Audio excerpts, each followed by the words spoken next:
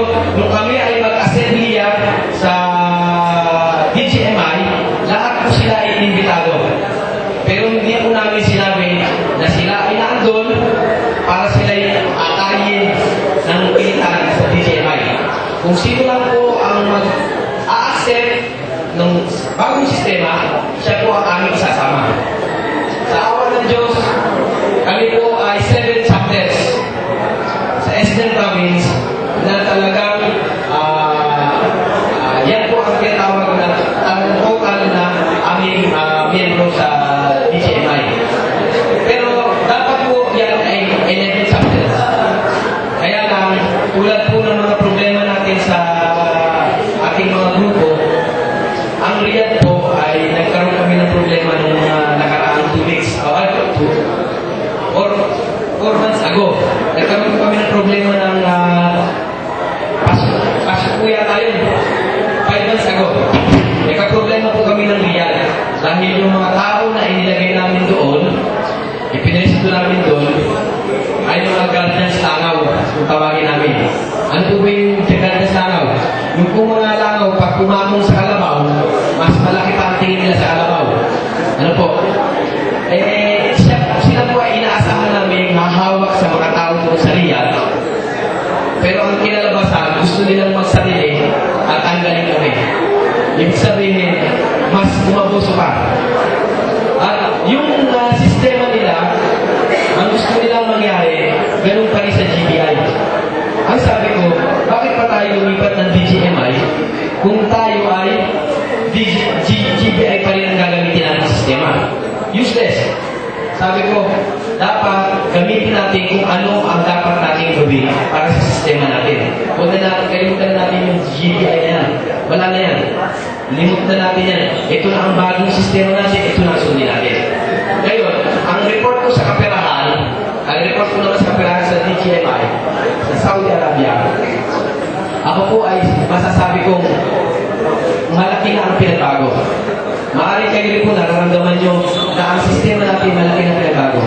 Dahil sa report lang ng National Finance Minister natin tungkol sa kaperahan, mas malaki ang improve natin ngayon kaysa nung nakaraan sa GBI. Di ba po? Sa Saudi Arabia po, ipagmamalaki namin sa Saudi Arabia na ngayon po ay malaki na pinagbago. Si NF Mar, kung mapapansin niyo po, ang relasyon namin ni NF Mar sa internet ay communication lang. When it comes sa financial, wala po siyang money matter sa amin. Ang money matters po namin ay Finance Federal Minister namin direct sending the money sa account ng DGMI sa bangko. Pangalan na ng account ng DGMI yan. At yan po ay nare-receive na ng ating Finance Minister ng National. So, ibig sabihin, hindi naman po i-release ng Finance Minister yan, kala-electmal, kung hindi po naman nila nalalaman kung saan ako ngayon. So, ibig sabihin, ako po ay nakakasigurado na ang binubuhay po ngayon ng Saudi Arabia, ang national, hindi po ang isang tao lang. So, ibig sabihin, pagtalinaw naman yan, kasi po, lagi kong nire-lecture sa ating mga membro doon, payamanin natin ang organisasyon natin. Huwag po ang pulsa ng isang tao lang. Dahil kapag ang isang tao lang, ang makinabang, kawawa naman tayo.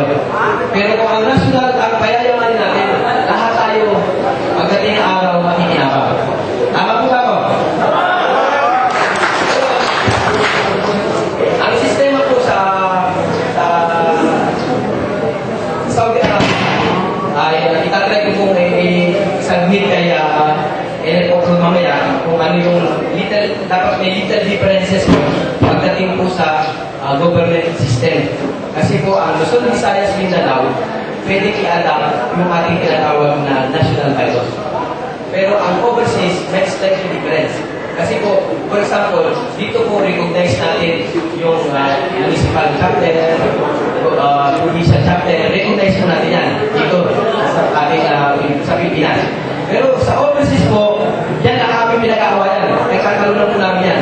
Dahil sa overseas, company lang. Alam ko yan ni N. Patong, naibigahan niya. Kasi hindi po pwede tayo magparami ng gusto sa isang chapter dahil sa lahat tayo makulong. Ganyan po yan. So, ibig sabihin, chapter by chapter na pero ang responsibilidad nasa founder na. So, ibig sabihin, isang produkto na pag binago natin ang sistema, pati yung pag-angat ng ating mga ranking, mababago po. Kasi alam niyo bakit? Nung panahon po ng ating lumang sistema, yung panahon po ng ating lumang sistema, bibigyan ka ng ranking. Sabi na sila magkapera. Ay sa atin po, sa national sa abroad, ay inikip po natin ang membro natin na magamit muna natin bago sila pumas sa ranking. So, paumanin po, tanda nyo, marami pa po sa ating kaharap natin ngayon sa national nito. Matatanda pa. Matatanda na. Matatanda na po sila. Hindi pa rin po nila nakabot yung ranking na nakabot nyo.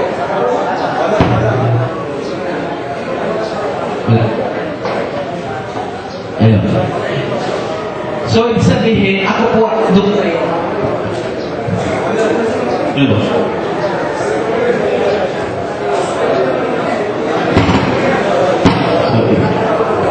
Ibig sabihin po, ako ay produkto din ng dating nagdaan na administrasyon. Na batang-bata po, naging national founder. Ano po? Pero, ako naman po ay pinatawag na, sabi nga nila, exception to the rules. So, naging bata po ako na pero active po naman ako at nagagamit. Pero hindi ko naman sinabi po yung matatanda na hindi nagagamit. Ano po, pagkamalili po. Ang aking po nga tema rito na tinatawag na sa Saudi Arabia, yan ang number 1 sakit. Ano po, gusto lang nila maging national founder, RNG, pero hindi po naman sila gumagalaw. Ang gusto po nila nakaupo lang, mamando, boss at mamanuhan. Yan po ang ating nililinis sa Saudi Arabia. Kumbaga po si Enid Smile sa Saudi Arabia, antibiotic. Ako po ang nag-antibiotic doon sa mga sakit natin doon sa Saudi Arabia. Kumisan, upo sila sa aking sinasabi, pero kung naiintindihan nila, mas masarap po na ikaw ay nagtaas ng rango sa aking pagkakaroon ito, na ikaw nagagamit na kapag-naman ng ating samahan, kapatiran. Kaysa yung ikaw ay naging upo mataas ang pwesto, pag minsan mali pa ang iyong desisyon, nagkakagulo ang ating mga membro. Kaya ibig sabihin, ang pagtaas ng ranking sa Saudi Arabia ay meron din po akong minumutahe. Mamaya yung type kung paano ang sistema. Ngayon, ang sistema ng Saudi Arabia ay talagang malaki na ang binago kumpara noon. At proud na proud po kami na announce sa mga membro natin dito sa DDMI na ang ating GFCO PSA ay very active. Lahat po sila ay masigla, naglilingkod sa ating organisasyon at yung mga membro natin ay pinapahatid nila ang pasasalamat sa inyo sa ako'y ay lucky din na naka-attend ng National Convention. Pero ang totoo niyan, siguro po kagustuhan ng Diyos na ako ay maka-attend ng National Convention dahil ako ay merong application sa Paris. Dapat ang aking travel hindi ko puntang Davao. Ang travel ko po dapat papuntang Paris. Kaya lang, yung aking application ay na-deny. Hindi naman ako nahihiya na sabihin ko na-deny. Natural naman po lang sabi ni Mar. Sa nag-a-apply, ay natural lang na ma-deny. So, sabihin, ang loob ng Diyos na ako ay mag-travel from Saudi, diretso dito sa Davao, maka-attend sa National Convention. Last na ating i-report sa overseas po, hindi mangyayari po, hindi lang Saudi Arabia magiging overseas. Dahil nakausap ko na po from airport kagahapon, si Enid Blake ng Spain ay mapupunta na rin sa atin. So, ibig sabihin, in the future, in the next 2 months, palagay ko meron na rin tayong overseas Spain. Ano po? Ngayon din po, siguro, pagka nagkausap pa ng matagal-tagal ni Powder Chief ng Takurong. Yan po ay, pag nagkataon, magiging overseas din yan. USA. USA naman. So, sabihin, ang sistema lang po natin, ayusin lang natin. At magkakasama-sama tayo dito ng maayos. Maraming salamat po sa aking report sa inyo. Sana po ay intindihan nyo kung bakit ang DJMI, COTSA ay ang kauna-unahang nag-adapt ng bagong sistema ng DJMI dahil po gusto namin malinis ang ating sistema. Mabuhay po ang DJMI! Mabuhay ang Kamuspat! Mabuhay ang Gardens Mainstream!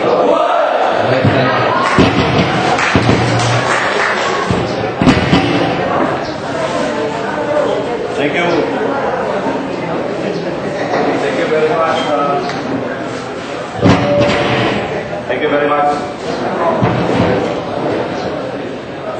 Thank you very much, and smile. Move with motion for the acceptance, adoption of the report of the overseas.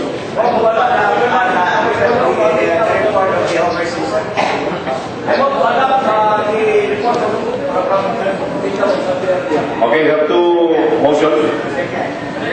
Take that, okay. Let's now go to para matalik to Mindanao report.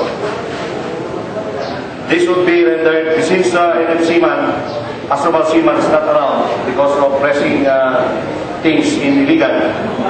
NFAX, Korean, please. Palakpakan natin si NFAX.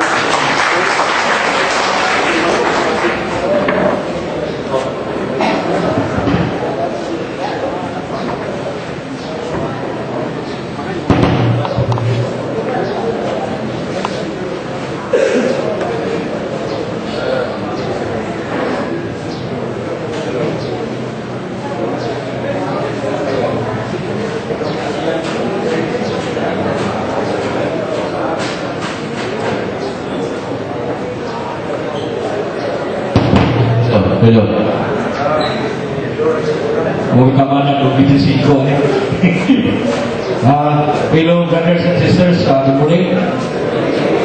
Hinayman, good morning. Ano ba? Hindi pagkaluyo ng Jimmy. Now in behalf of SPO4 Wilfredo L.F. Astroval Seaman, siya may atong involvement ng Federal Executive Minister sa Guardians Confederation of Mindanao.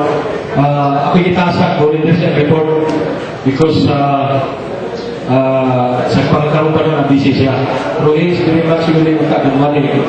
Pero hindi siya makahimo, no?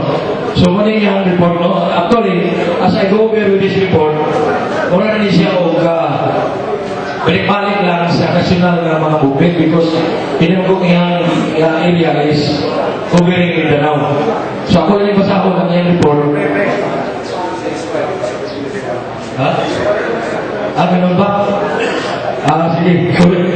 Halo-halo na siguro. Actually, this report, no? I will read this report in toto because our executive minister of Mindanao is there. So, ako yung basa ko. I will read this as reported. Now, first activity which this report is in October 9, 2010. The chapter visit at Maigaw Lanao del Norte. Because pag-organize mo ko sa DJMI, atong mga those chapters that were included in GBI before, we reactivated them. So, kailangan bisitahin sila. So, the first visit was in Maigaw.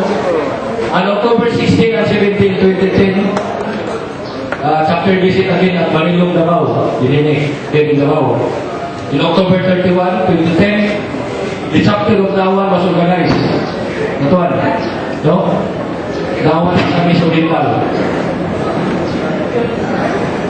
On November 7, 2010. November 7, 2010. Reorientation at Malintingan chapter Misamis Oriental.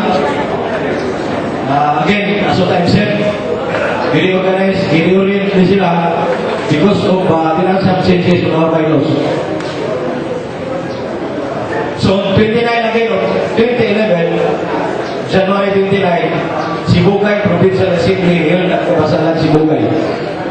morning, the national officers and the Mindanao Confederation visited Sismugan.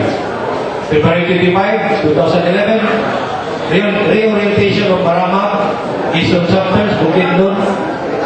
GI members from Don Carlos Bukidnon attended, showing the willingness to join the GMI. So, Lipaita, we're very happy because they intend, they're willing to join the GMI. On February 26, 2011, national officers proceeded to Tacorong. This was mentioned before, no? This was mentioned before. This was included in the report of our Mindanao Confederation because this was included in these activities. Proceeded to Tacorong. There was a sort of orientation attended by different factions or ways to join us.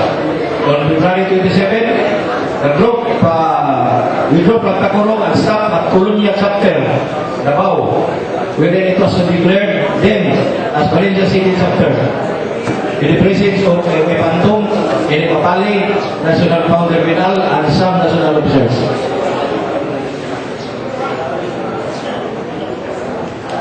On March 29, 2011, the national officers went back to Tacorong kung ikadwa na balik, the second time they went there.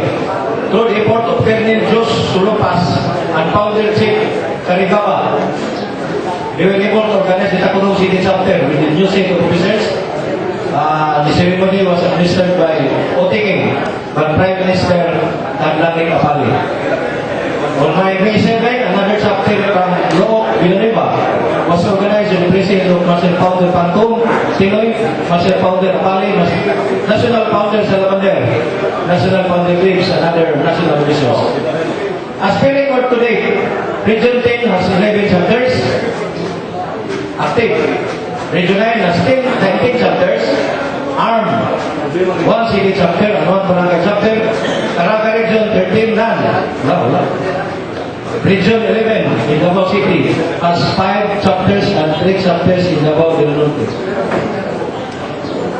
So as per not here by our Federal Executive Minister, I am appealing to all chapters to please comply with the requirements for an active status. Finally, he is encouraging us, the officers and members, to continuously support and participate in movements and activities of Jablo Guardians Ministry Incorporated for us to attain unity, peace, and will make a success. Mabuhay ang GMI, mabuhay tayo lahat. Thank you very much. Thank you, NFX Sorial. From Iligan, Omni Chapter. Do I hear a motion? Adoption of sentence? Do I hear a motion? Any motion? I move to adopt the report of Second by NF Joy and Alan J. We'll now go to, since Luzon is not represented now, and Visayas got sent their report also. Although they called us up through the Lieutenant Prime Minister. Yung report ng Lieutenant Prime Minister natin, incorporate niya na yung report ng Visayas at sa Luzon, di ba? Yung establishment ng mga chapters ng report niya. But we cannot hear them. We have heard only 2 reports from the overseas and Mindanao. Sa bagay, Mindanao naman ang pinakamalaki because Mindanao is the home of the Jablo. Di ba? Dito man talaga nanggaling ang Jablo Squad sa Mindanao. So, any questions?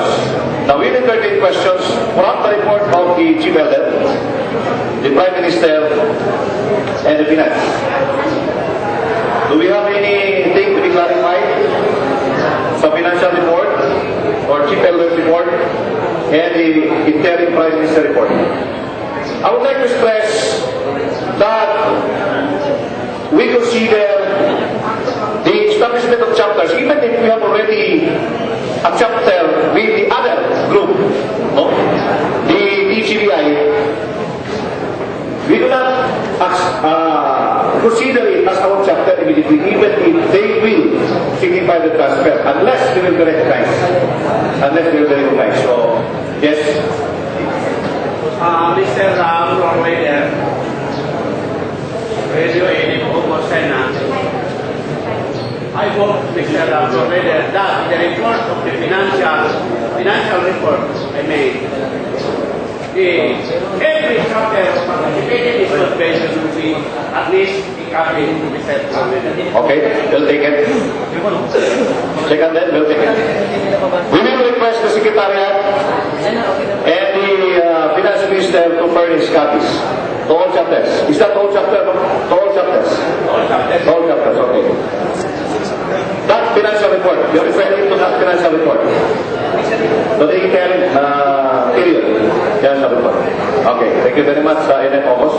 Any more? Before we will stress on things. No more?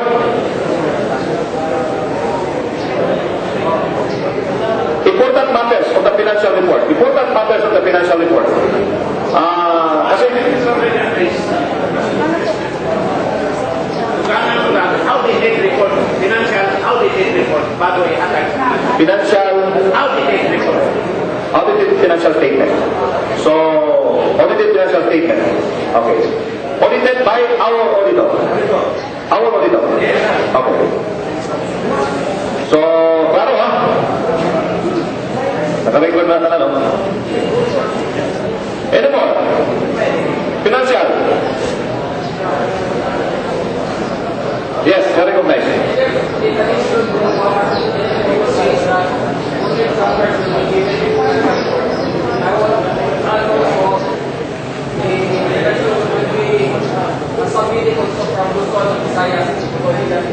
Okay, yeah. If that would be for the chapter, dapat lahat ng recognized chapter bigyan, di ba? Bigyan natin, kahit wala sila dito. So that they will also know. They will also know. With the exception siguro ng ating overseas. We will just give one copy for the overseas and the overseas will disseminate it or perhaps kayo na lang magpakipya. No? Para mas makatipid tayo. Kasi ang mailing natin, mahal. No, mahal. Any more? I-stress ko lang sa financial report natin. That was 42,000, no? The money on bank. Money on bank of the Jablo Guardians as of today. 42,000. Remember that is only 9 months. 9 months lang yan, ha? Because that we started August of 2010. August of 2010 up to today. So it's 2011. Lagay natin April 2011. May month ending naman doon nakalagay. So that is 42,000. Hopefully, ang hingin natin sa kanila next time is periodic report na. So they have to submit to us quarterly report para hindi masyado mahaba ang pag-analyze. Periodic. No, di ba? Yes. In the case of cash receipt summary, there were chapters that is not reflected in the cash receipt summary.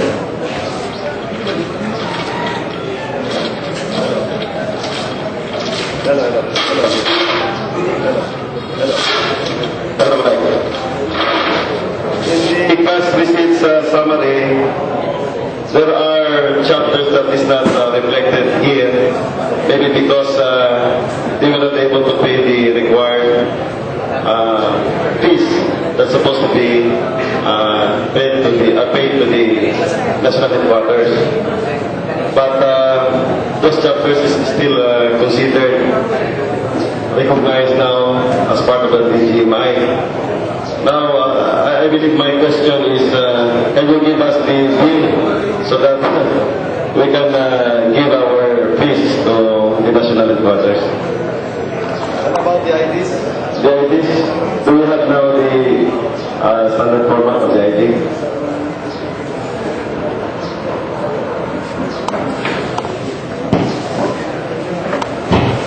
If we talk about our ID, first thing you will do is you fill up the confirmation form. Second, you are required to have your tribal number because that will appear as your lifetime number sa ID. Makaibagan ng diba? Still, requirement man. I-attach the application for ID, i-attach dito ang confirmation. And then, about the Jews to be remitted to the national, you submit also your roster. So we will know who are the members of that particular chapter. Ano na siya? Okay? Thank you. Thank you very much, Senator Pato. So, Thank you very much, Senator Pato. okay, but anyway, we will reserve some questions because we will still be amending our bylaws, no? Masig na yung mga questions dito na maapektuhan sa amendments on yan. Because sa financial matters, I'm sorry, it's mine, Tagalog pala tayo. Sa financial matters natin,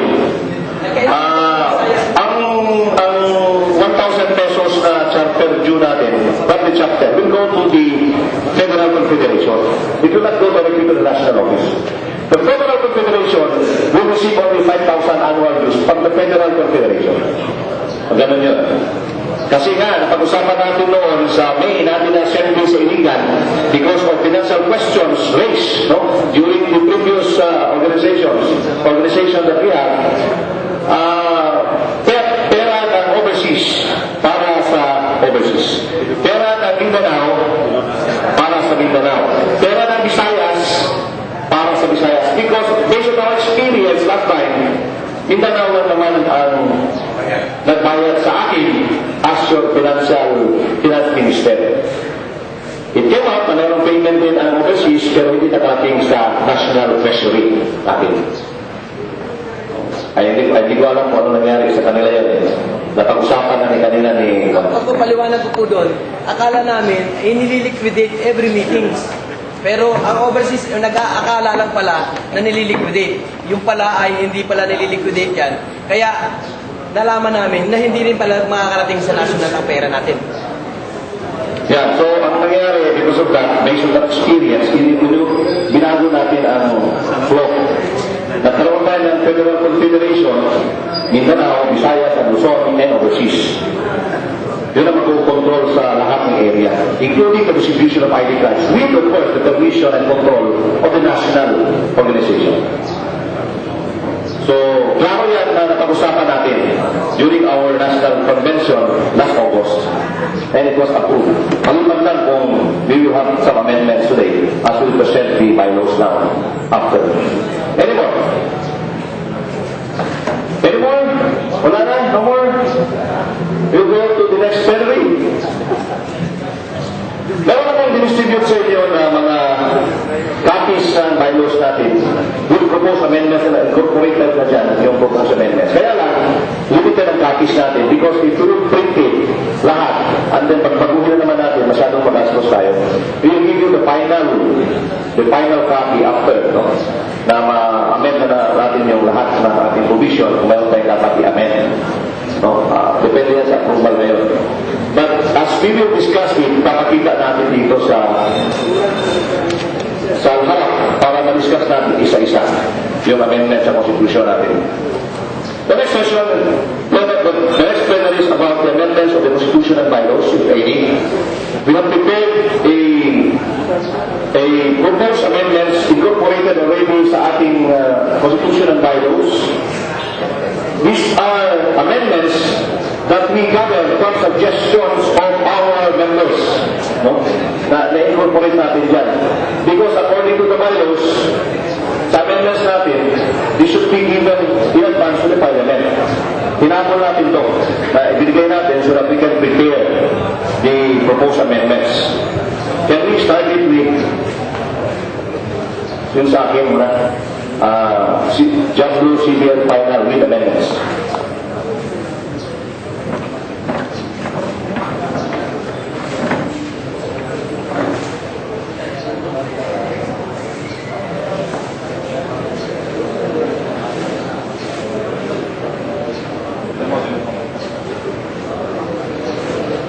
Sige lang.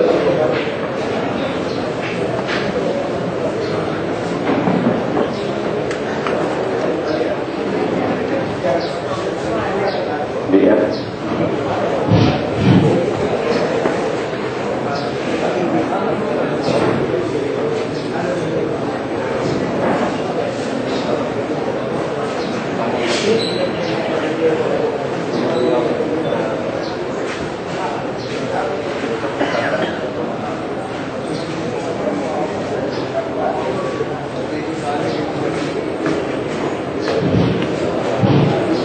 While waiting, can I request everyone to please stand up? Kaya natutulog na yung iba. Hindi pwede matulog dito. Bawal. Hinuhuli. Ang natutulog, dual sinisina, dual. Senior at saka Pilipino. Ama, kamuan! Shake it, shake it! Shake it! Hands down! Shake your head para mag-circulate ang dugo. Pasing mublat na na siya. Di na ba yan? Ayaw mudagan na. Tungkol sa ilan. Hands up! Shake your heads! Hands up! Shake your bodies. Hindi marunong mag-shake ng body. Kasi ilan ng antum. Hands up! Shake your hands! Para mag-circulate. Hands up! Shake your bodies again. Si MF Salamander, wapo pa mo sigo. Lindot pa. Okay, let's clap our hands. Okay, sit down, sit down. Okay na? Jump blue. Guidelines. CBL.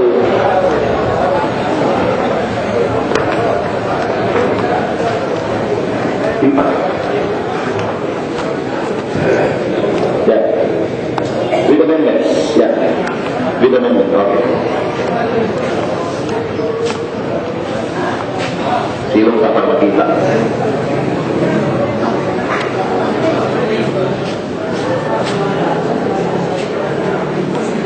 Oh.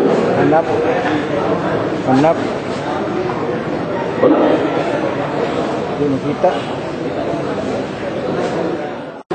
The name is still the same, Jablo Gliders Mainstream Incorporated. The SEC registration is still the same. No?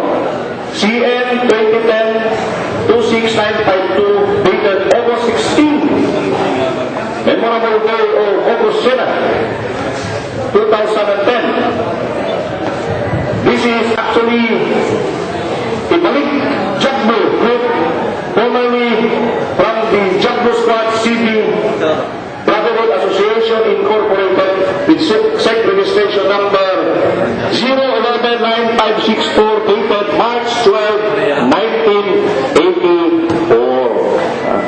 Lalo, the same as the previous bylaws. When we were talking about conventions here, although this is our second for the BG Mine, but this is our fifth for the Jablo Squad. The fifth convention. Okay. Then, awa daw niya doy, pwede makita.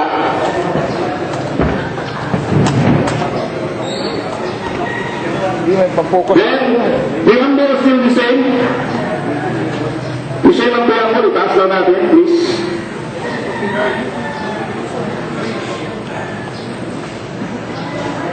Pera mo lang. Sumopra mo na.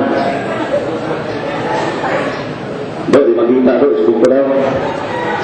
Takot kayo ka doon. Hindi ma-video. Hindi na kumawag. Jablo Guardians Mainstay. Then, name and do sign. Section 1. Oh, what happened? Sa taas, sa taas.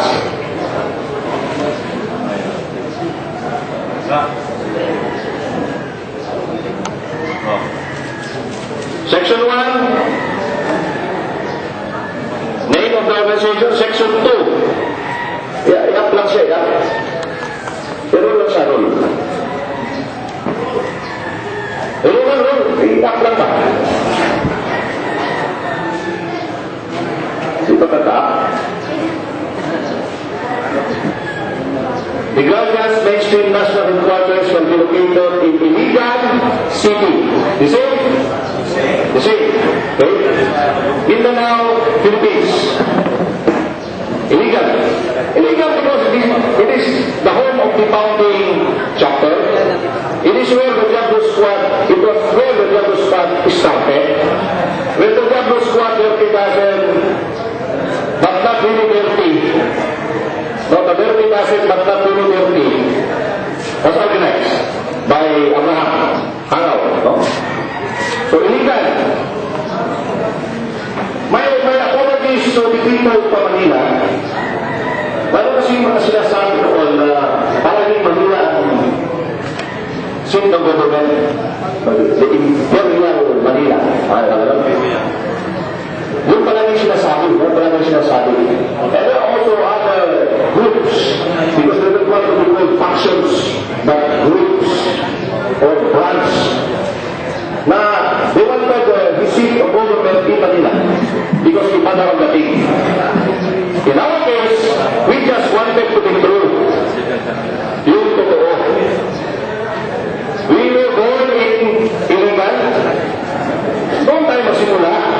Bahay pa ang ating mga vertigases, matulog-tubel nasa Iligan, plus itong ating mga matatanda na rin na mga taga-Iligan. Nandiyan sila, nakita rin ang kanilang grupo dyan. Why not? Give it back to them. Because that is the truth. Diba totoo? Yan ang totoo. Saan ka nagsimula ang Diablo? Ay, hindi sa Diablo, sa Iligan. Nagsimula ang Diablo, diba? And then,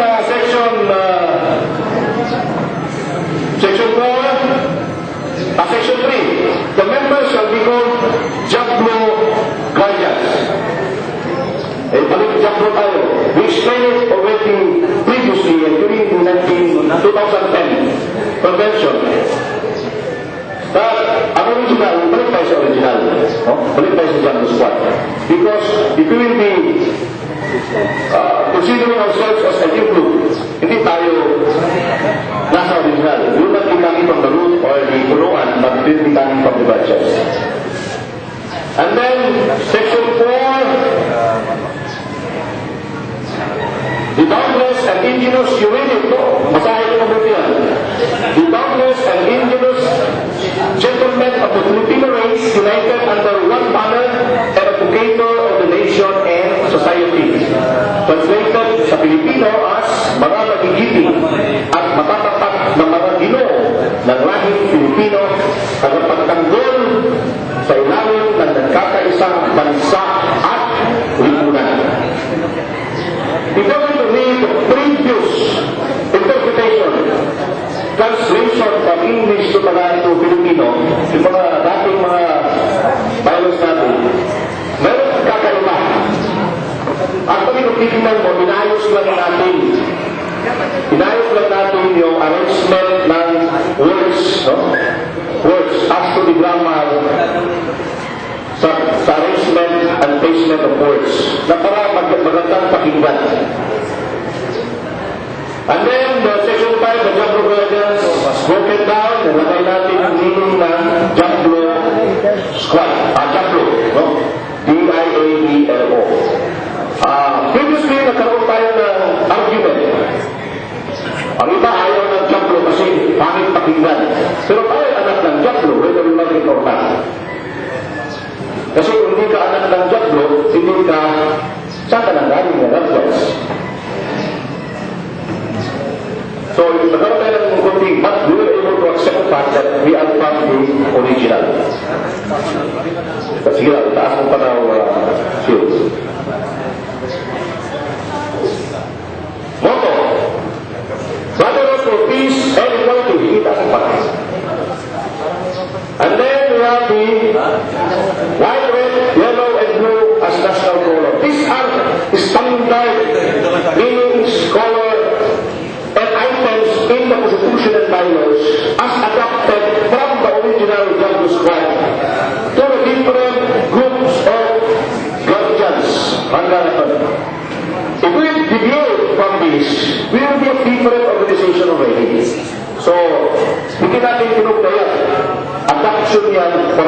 original? Sino ang original? Di ba Jack Blue? Oh. Sino ang Jack Blue na yun? Hindi iligan. Tayo lahat Jack Blue. Diba? Si August ang helmet siya. Ang official seal natin, meron tayong bagong official seal. Saan ba yung bago natin? Ito, itong nasa harap ngayon. The first logo na lumabas, yung Jack Blue Squad, yung meaning ng Dauntless Ingenious, no? Oneness, Liberty, Banner, Advocator, Jack Blue, no? Wala yan. Dinagdag natin yan siya. Naging dalawang circle na siya. No? Dinagdag yan. Why? Because maraming nagtatanong, ano ba talaga ang meaning ng Jack Blue? Kasi hindi nila alam. Nilagay natin sa loob.